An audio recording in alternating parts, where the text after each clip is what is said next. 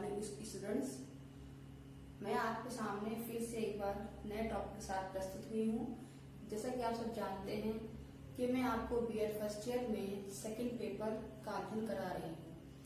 हमारा first unit जो पूरा समाप्त हो गया है, सब कोर्स पूरा हो गया है। अब हम आज से पढ़ेंगे सेकंड यूनिट जो है सेकंड इकाई। तो इसमें इस सेकंड इकाई का पार्ट 1 आज हम पढ़ेंगे और इस चैप्टर का नाम है, देख लीजिए, भारतीय संविधान के विषय में ज्ञान। मेन इसकी हेडिंग यह है, भारतीय संविधान के विषय में ज्ञान। और इसके अंतर्गत कौन कौन से पॉइंट्स हैं?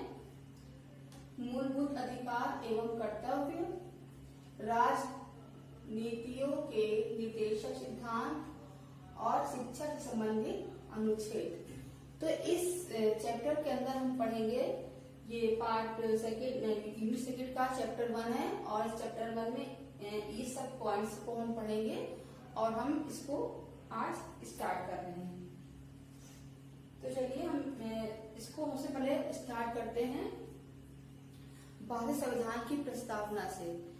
चलिए हम समझ लेते हैं कि भारतीय संविधान में की प्रस्तावना किन शब्दों में व्यक्त की गई है। तो हम इन शब्दों को पढ़ के समझ लेते हैं। भारतीय संविधान की प्रस्तावना लिखा गया है क्या इसमें? हम भारत के लोग भारत के प्रभुत्व संपन्न लोकतंत्रात्मक गणराज्य बनने के लिए तथा उसके नागरिकों को सामाजिक, आर्थिक और राजनीतिक न्याय, विचार, अभिव्यक्ति, विश्वास, धर्म, उपासना की स्वतंत्रता, प्रतिष्ठा और अवसर की समता प्राप्त करने के लिए तथा उन सब में व्यक्तियों की गरिमा और राष्ट्र की एकता सुनिश्चित करने वाली बंधुता बढ़ाने के लिए दृढ़ संकल्प होकर अपनी इस संविधान सभा में आज तारीख 26 नवंबर 1949 ईस्वी को एतत् इस संविधान को अंगीकृत अधिनियम और आत्मसमर्पित करते हैं। मीन्स ये इसमें लिखा है कि हम भारत के लोग इन सारे जो पॉइंट्स हैं इसके अंतर्गत अपनी मतलब इस तारीख को मतलब 26 नवंबर 1949 ईस्वी में संविधान को अंगीकृत अधिनियम और आत्मसमर्पित करते हैं। मतलब सन 26 नवंबर 1949 को हम भारत के सभी वासी इन सारे पॉइंटों को अंगीकृत करेंगे और इसके अधिनियमों को पालन करेंगे और इसके सामने आप समर्पित रहेंगे। तो ये हमारा भारत के संविधान की प्रस्तावना है। हमने आज इस चैप्टर को भारत के संविधान की प्रस्तावना से स्टार्ट किया है और किन शब्दों में हमने प्रस्तावना को पढ़ा है या किन शब्दों में प्रस्तावना लिखी गई है, इस चीज को हमने सबसे पहले समझा है। इसके बाद हम पढ़ेंगे भारतीय संविधान का स्वरूप। तो भारतीय संविधान का स्वरूप बच्चों है, जैसा कि आप सबको पता होगा, नहीं तो हम बता देते हैं कि हमारा जो भारतीय संविधान है ये पहले अंग्रेजी भाषा में लिखा गया था। तो जब ये लिखा गया था, लेकिन 1988 में इस संविधान का मतलब हिंदी रूपांतरण या हिंदी संस्करण तैयार किया गया। कि कौन से सन में?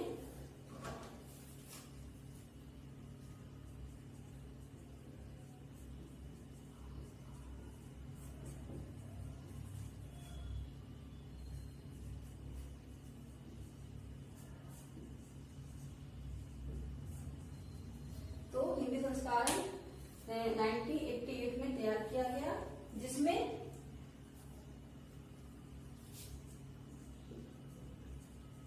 जिसमें 348 पृष्ठों का एक ऐतिहासिक अभिलेख है।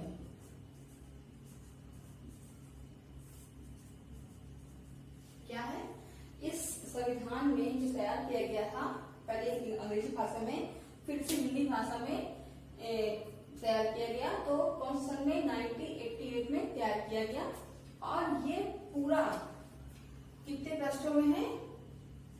348, मतलब 348 पृष्ठों का एक ऐतिहासिक अभिलेख है। मतलब इतने सारे इसमें पृष्ठ हैं कि पूरे, चाहे चैप्टर बोल लीजिए चाहे पार्ट बोल लीजिए, 348 पृष्ठों का एक ऐतिहासिक अभिलेख है। तो फिर इसमें क्या क्या पाया जाता है?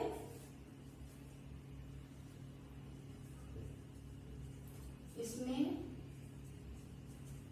कुल 22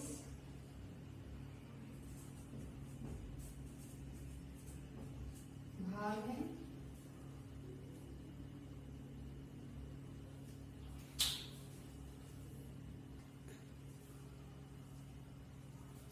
और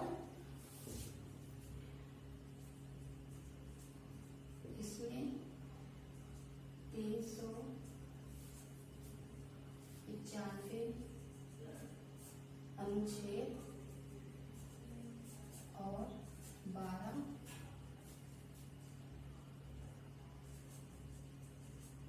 अनुसूचियां हैं।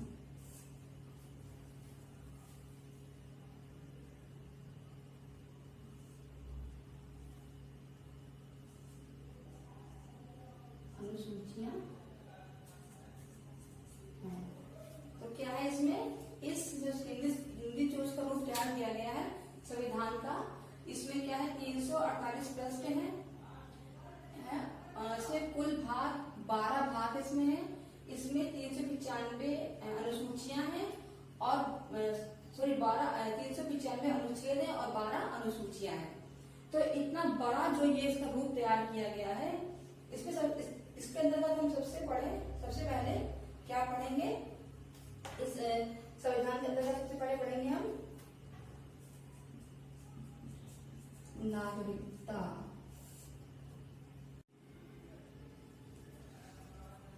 अब बच्चों पहले क्या पढ़ेंगे? इसके आगे हम नागरिकता।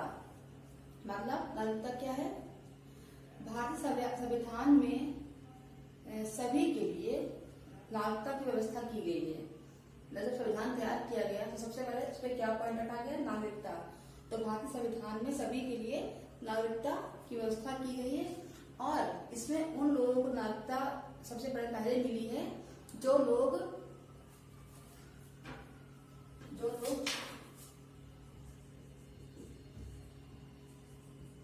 संविधान लागू के समय, मतलब 26 जनवरी 1950 में भारत में रहते हैं। क्या कहा गया?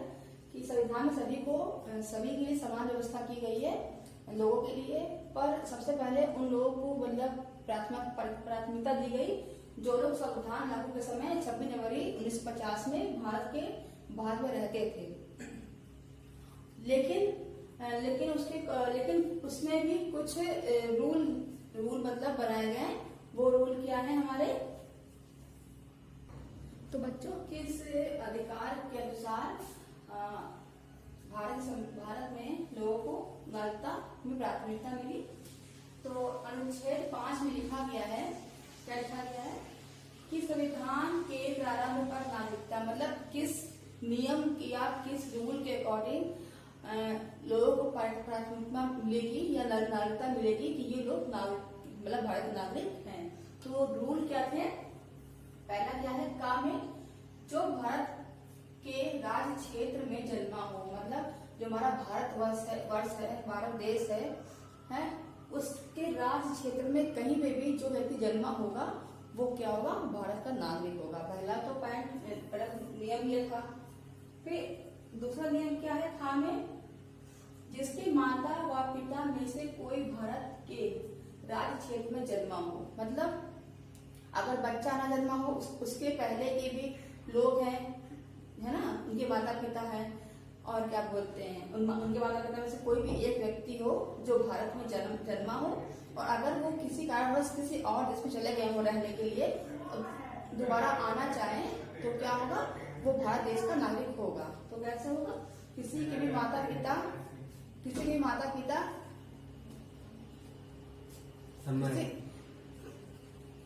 माता पिता जैसे भारत में जन्मे होंगे हैं, तो वो व्यक्ति भी क्या होगा, भारत का नागरिक होगा। और बच्चों तीसरा पॉइंट क्या है हमारा, जो ऐसे प्रारंभ से ठीक पहले, मतलब जब संविधान लागू हुआ था उसके प्रारंभ में ठीक पहले, कम से कम 5 साल पहले ना 5 साल वर्ष तक भारत के राज्य क्षेत्र में मामूली तौर से निवासी रहा हो। मतलब क्या संविधान जब लागू हुआ उसके 5 साल ठीक पहले कम से कम 5 साल होना चाहिए, वो जो व्यक्ति भारत के राज्य क्षेत्र में आम तौर मतलब नॉर्मल तौर पे अगर निवासी रहा हो वो भारत का निवासी माना जाएगा। तो ऐसे लोग जो हैं वो भारत का निवासी होगा। अनुच्छेद 5 में क्या कहा गया, अगर ये 3 पॉइंट जिन लोगों में मिलेंगे तो वो लोग भारत के निवासी कहलाएंगे या उनको नागरिकता मिल जाएगी। इसके बाद हम पढ़ेंगे अनुच्छेद 6। बच्चों संविधान में नागरिकता के लिए कितने अनुच्छेदों को रखा गया है, तो 5वां अनुच्छेद हम पढ़ चुके हैं और 6ठा अनुच्छेद अभी पढ़ेंगे। पर इसके आगे अनुच्छेद 5, 6, 7, 8, 9, 10 और 11 इतने प्रकार के अनुच्छेद जो हैं वो नागरिकता के लिए बनाए गए हैं। तो अब हम पढ़ेंगे अनुच्छेद 6 में क्या पढ़ेंगे हम, कि पाकिस्तान से भारत को प्रव्रजन करने वाले कुछ व्यक्तियों को नागरिकता के अधिकार, मतलब कोई व्यक्ति जिसने ऐसे राज्य क्षेत्र से हो, मतलब जो अनुच्छेद आपने 5 पढ़ा है उस पर भी पॉइंट दे रखे हैं का खा गा करके, उन पॉइंट के अंतर्गत ऐसे राज्य क्षेत्र से हो, मतलब वो लोग जो ऐसे राज्य क्षेत्र से हो जो इस समय पाकिस्तान के अंतर्गत है,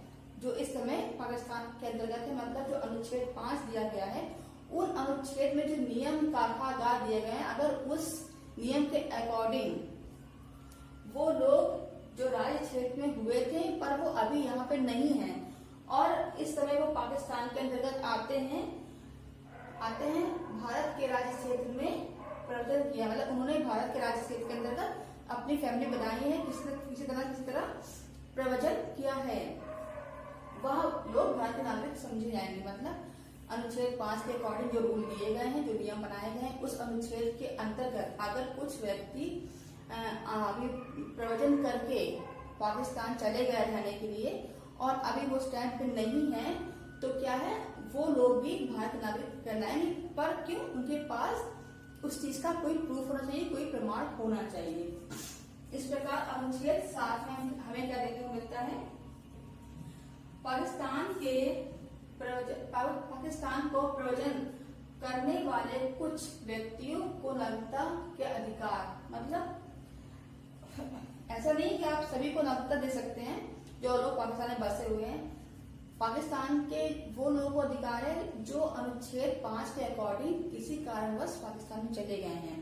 पर अनुच्छेद 5 और 6 में से किसी बात के होते हुए भी कोई व्यक्ति जिसने 1 मार्च 1947 के पश्चात भारत के ऐसे राज्य क्षेत्र को जो इस समय पाकिस्तान के अंतर्गत है प्रवर्तन किया हो, भारत का नागरिक नहीं होगा, भारत का नागरिक नहीं समझा जाएगा। कौन लोग, अनुच्छेद 5 और अनुच्छेद के अकॉर्डिंग जो व्यक्ति अगर कहें कि हम मतलब भारत के नागरिक हैं, पर वो लोग नहीं होंगे जो 1 मार्च 1947 के पश्चात भारत के राज्य क्षेत्र, ऐसे राज्य क्षेत्र को जो इस समय पाकिस्तान के अंतर्गत है, उनको नहीं माना जाएगा। मतलब उन्होंने उनको प्रेजेंट किया हो पर उनको नहीं माना जाएगा। क्यों? क्योंकि वो 1 मार्च 1947 के पश्चात चले गए थे छोड़ के भारत। ठीक है, तो अब इसके बाद हम पढ़ेंगे अनुच्छेद 6 पढ़ेंगे, सॉरी अनुच्छेद 8। अब बच्चों अनुच्छेद 8 में हम क्या पढ़ेंगे कि भारत के बाहर रहने वाले भारतीय उद्भव के कुछ व्यक्तियों के नागरिक के अधिकार, कुछ व्यक्तियों के नागरिकता के अधिकार। तो क्या अधिकार है? अनुच्छेद 5 के अनुसार, अनुच्छेद 5 में किसी बात के होते हुए, मतलब उनमें से जो पॉइंट है किसी बात के भी एक पॉइंट होते हुए भी कोई व्यक्ति जो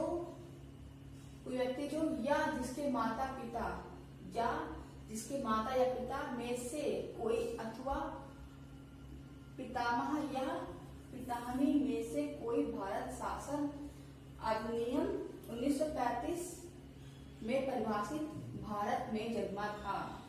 मतलब किसी के 1935 के अधिनियम में कोई व्यक्ति या उसके माता या उसके पिता या उसके दादा या उसकी दादी, है ना, या उसके नाना या उसकी नानी के अकॉर्डिंग कोई भी व्यक्ति अगर उस अधिनियम में था, मतलब उस सन में भारत में जन्मा था, 1935 में जन्मा था और जो इस प्रकार परिभाषित भारत के बाहर किसी देश में मामूली तौर से निवास कर रहा हो, मतलब कोई व्यक्ति जो 1935 के अनुसार 1935 के अंतर्गत कोई व्यक्ति या किसी की माता, किसी के पिता, किसी के दादा या दादी या नाना नानी जन्मे हो और वो अब इस टाइम किसी अन्य देश में आम तौर पर, मतलब नॉर्मल इंसान बनकर रह रहे हो किसी देश में, तो निवास कर रहे हो, किसी देश में रह रहे हो या निवास कर रहे हो, तो वो व्यक्ति भी भारत का नागरिक समझा जाएगा। क्यों? क्योंकि वो उसके भारत में रहता था, पर वो 1935 के जो भारत का जो अधिनियम था 1935 का, उसके अंतर्गत उसको समझा जाएगा। अब अनुच्छेद 9 में क्या है? विदेशी राज्य की नागरिकता स्वेच्छा से अर्जित करने वाले नागरिकों का नागरिक न होना। मतलब अनुच्छेद 9 के अनुसार क्या कहा गया है कि जो भारत के नागरिक अपनी स्वेच्छा से किसी और विदेशी स्थानों पे या विदेशी देश में जाके रह रहे होंगे, बस गए हों, और वो अपने इच्छा से वहां पे रह रहे हो, तो ऐसे व्यक्तियों को भारत का नागरिक नहीं समझा जाएगा। क्यों? क्योंकि अब उन्होंने भारत छोड़ दिया है और वो अपनी इच्छा से किसी अन्य विदेशी स्थान पर रह रहे हैं, इसमें ये होगा। और अनुच्छेद इसके बाद है अनुच्छेद 10 में देखिए, नागरिकता के अधिकारों का बना रहना। इस भाग में अनुच्छेद 10 के जो भाग है, इस भाग में पूर्वगामी उपबंधों में से किसी के अधीन, मतलब पूर्वगामी उपबंधों में से किसी के अधीन भारत का नागरिक है, मतलब पूर्वगामी उपबंधों में किसी के अधीन है, कोई पहले से ही वो या अधीन है या समझा जाता है या वो समझा जाता है, ऐसी विधि के उपबंधों के अधीन रहते हुए, मतलब ऐसे रूल के अधीन रहते हुए जो संसद द्वारा बनाई जाए, मतलब जो ये रूल है संसद द्वारा बनाई जाए, पूर्वगामी उपबंधों में से किसी के अधीन, ठीक है, जो भारत का नागरिक है, यह समझा जाए, ऐसी विधि के उपबंधों के अधीन रहते हुए जो संसद द्वारा बनाई जाए, वह क्या है? वो भी व्यक्ति भारत का नागरिक है। ठीक, इसके बाद हमारा लास्ट क्या है अनुच्छेद, अनुच्छेद लास्ट हमारा है 11, अनुच्छेद 11 बच्चों। क्या पढ़ेंगे इसमें हम, इसकी हेडिंग क्या है, संसद द्वारा नागरिकता के अधिनियम का विधि द्वारा विनिमय किया जाना। मतलब इस भाग में पूर्वगामी उपबंधों की कोई बात नागरिकता के अर्जन और समाप्ति के तथा नागरिकता से संबंधित अन्य सभी विषयों के संबंध में उपबंध कराने की संसद की शक्ति का अल्पीकरण नहीं करेगी। मतलब जो भारत की पूर्वगामी उपबंधों की कोई बात नागरिकता के अर्जन और समाप्ति के कारण नागरिकता से संबंधित अन्य सभी विषयों के संबंध में उपबंध करने की संसद की शक्ति का अल्पकालीनकरण नहीं करेगी। और नहीं करेगी इस अनुच्छेद 11 के अनुसार इसका कोई भी अल्पीकरण नहीं है। किसके लिए, नागरिकता के लिए। तो बेटे ये हमारे अनुच्छेद पॉइंट थे, मतलब अनुच्छेद के पॉइंट थे। कौन कौन सा पॉइंट था, अनुच्छेद 5, अनुच्छेद 6, अनुच्छेद 7, 8, 9, 10, 11, ये सारे पॉइंट हमारे अनुच्छेद के अंतर्गत हमने किसमें पढ़े हैं, नागरिकता के अंतर्गत पढ़े हैं कि नागरिकता के लिए हमें कौन कौन से अनुच्छेद के अंतर्गत क्या बताया गया है, इससे हमने पढ़ा और समझा। तो बच्चों अब हम आपसे मिलते हैं नेक्स्ट क्लास में नेक्स्ट टॉपिक के साथ, और चल रहा है हमारा यूनिट 2। तो ठीक है, फिर मिलते हैं, बाय बाय, गुड बाय।